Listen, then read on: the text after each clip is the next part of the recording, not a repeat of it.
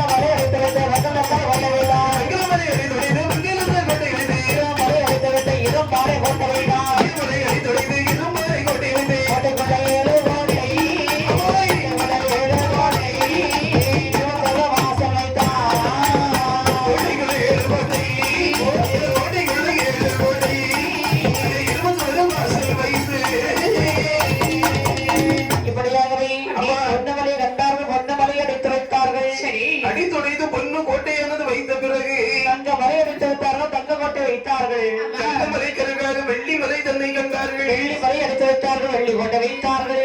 வெள்ளி மலை கருகாக ஈயமலை தன்னை கண்டார்கள். மலை அடித்து வைத்தார்கள், ஈய கோட்டை வைத்தார்கள். ஈயமலை கருகாக செம்பு மலை அப்படி கோட்டைக்குள்ள 7 கோட்டை வைத்து குணமுடனே இருக்கும்போது முப்புரதி நினைக்கிற தம்பி.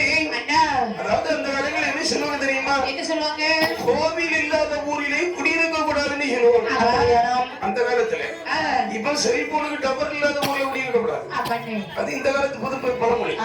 அதனால கோட்டை வைத்த போது சகல வசதிகளை ஏற்பாடு செய்யணும். அப்படி என்று கோட்டை சுற்றி என்னவெல்லாம் அமைத்து வைக்கிறது தெரியுமா? எப்படிப்பட்ட வசதிகளும் வைக்கிறாங்க. கோபுரம் கொடிமரம் அங்கை அமைத்தார், கோபுரம் கொடிமரம் அங்கை அமைத்தார், சாவடி அங்கை அமைத்தார், சாவடி அங்கை அமைத்து அங்கை அமைத்தார், கிடைத்தது அங்கை அமைத்து கணபதி கோபுரம் அங்கை அமைத்தார், கணபதி கோபுரம் அங்கை அமைத்து மரப்பொடி அங்கை அமைத்தார், மரப்படி அங்கை அமைத்து அங்கை அமைத்தார், அங்கை அமைத்து கோட்டை வைத்தார், தேவத்தர வந்து வைத்தார், படை கட்டி அமைத்தார், படை கட்டி வைத்தார், மேடை கட்டி அமைத்தார், வேலை கட்டி வைத்தார், அவரை போடு ஓடம் வைத்தார், கடை போடு கோலம் அமைத்து எல்லாம் ஒரே அங்கை அமைத்தார், பிடியது அங்கை அமைத்து அங்கை அமைத்தார், ரொம்ப அங்கை அமைத்தார்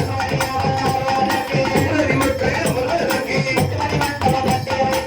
மணி மண்டபம் கட்டி வைத்தார். இப்படியாகவே கோட்டைகள் வைத்து தனி மண்டபம் கட்ட வேறு வெள்ளாரே